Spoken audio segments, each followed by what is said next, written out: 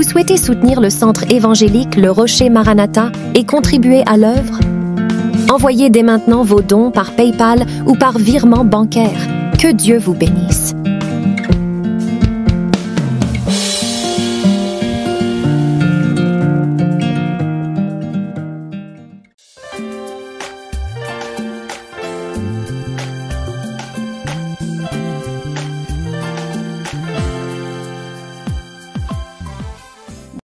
Bonjour à tous et bienvenue dans votre émission Écoutons Dieu où on apprend du Seigneur, où on loue le Seigneur et puis le Seigneur nous fait grandir.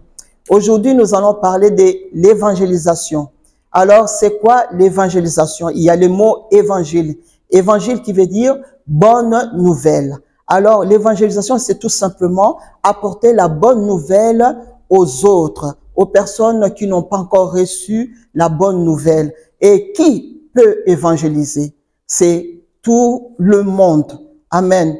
Tout le monde peut évangéliser. La parole de Dieu nous dit, allez, faites de toutes les nations les disciples en les baptisant au nom du Père et du Fils et du Saint-Esprit. C'est lors de la mission que le Seigneur nous a donnée. Nous qui connaissons Christ, on est sauvés, bien sûr. Mais est-ce qu'on est sauvé pour rester comme ça? Non. On doit apporter aussi la bonne nouvelle pour que les autres aussi soient sauvés. Romains 10, 14 nous dit, « Comment donc invoquerait-il celui en qui ils n'ont pas cru?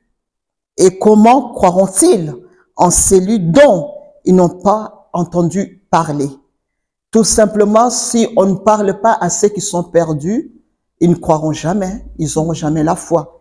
Donc, chacun de nous a la mission d'aller évangéliser. Amen. Et aujourd'hui, je suis avec ma sœur Sabrina. Bonjour. Donc, vous la connaissez, elle n'est plus à présenter.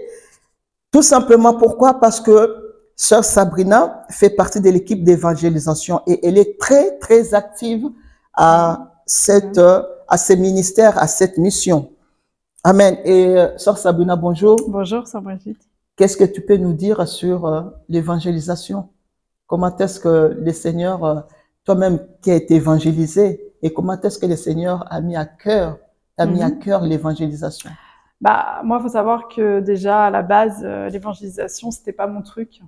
Enfin, c'était pas quelque chose que j'avais envie de faire. Je m'étais imaginé dans ma tête que mon ministère, c'était pas le ministère ce à quoi j'étais appelée. Je fuyais vraiment cette mission.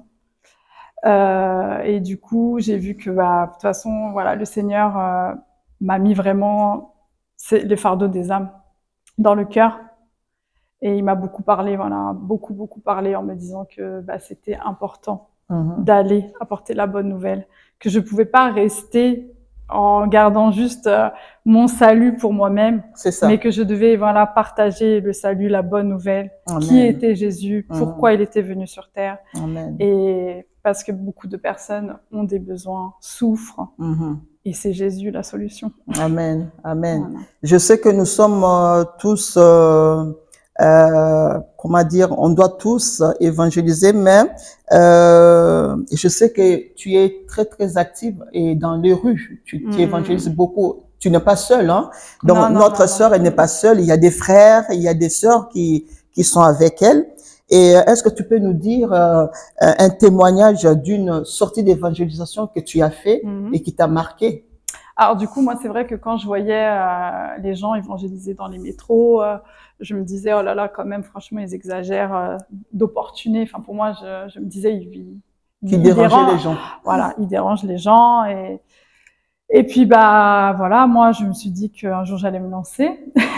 Et je me suis lancée, voilà, avec mon équipe d'évangélisation. Amen. Parce que c'est vrai que je vous encourage à évangéliser, pas forcément tout seul au début, mais plus d'être accompagné. Voilà, Amen. ça peut nous motiver, en fait. Amen.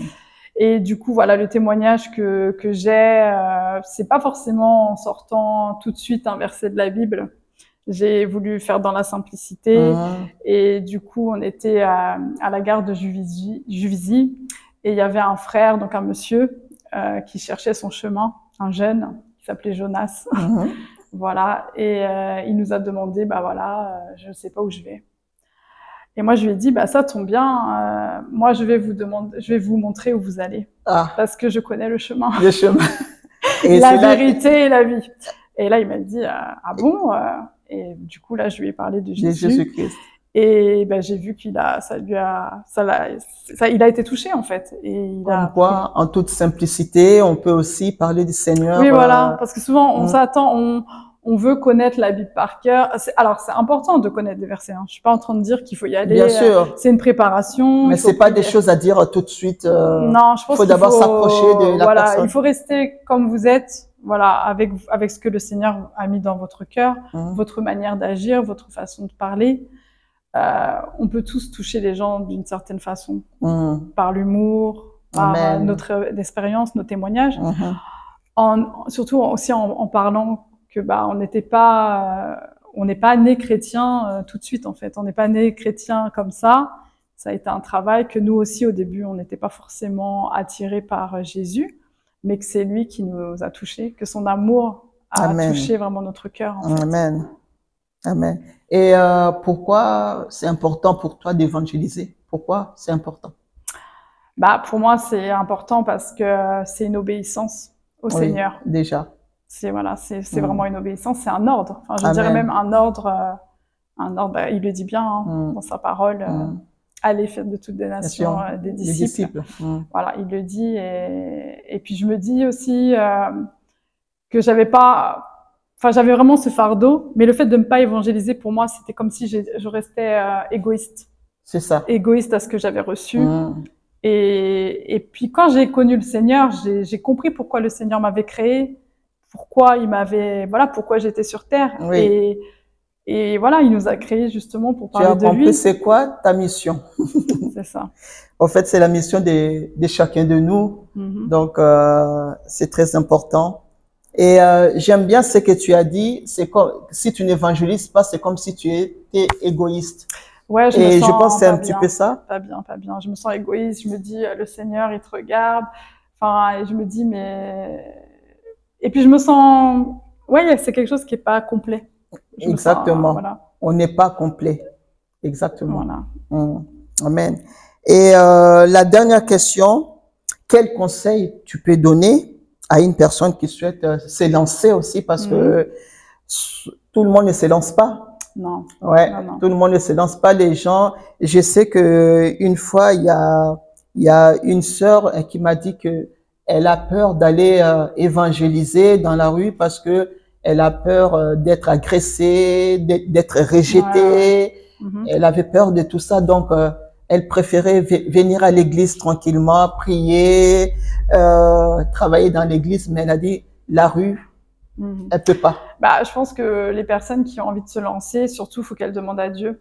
Voilà, c'est Dieu qui va donner ces capacités-là, qui va donner cette force, cette envie aussi. Voilà, c'est lui qui donnera ce courage.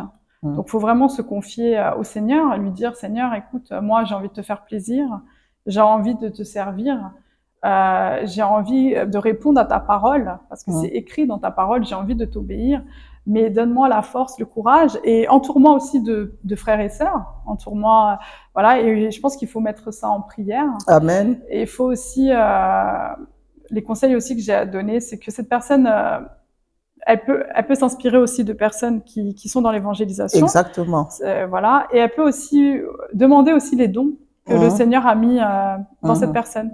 Parce qu'il faut savoir qu'on n'est pas amené on n'est pas obligé d'aller que dans la rue.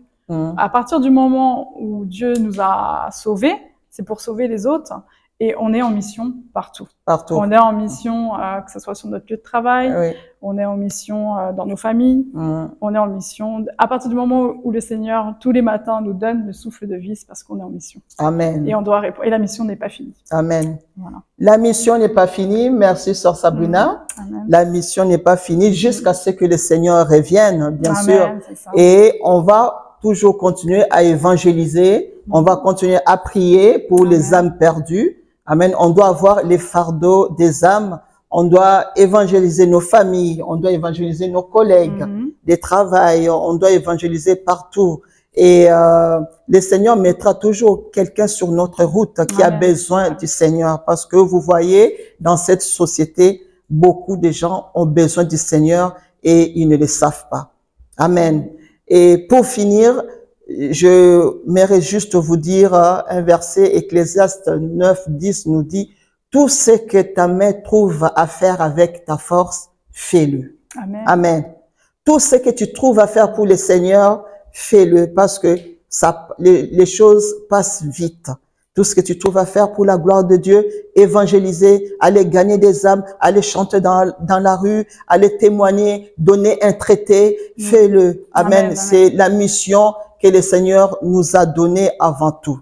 Amen. Que le Seigneur vous bénisse. Amen. Merci beaucoup, Sœur Sabrina, pour cette interview et puis bonne continuation dans l'évangélisation. Amen. On y croit. Nous avons la victoire.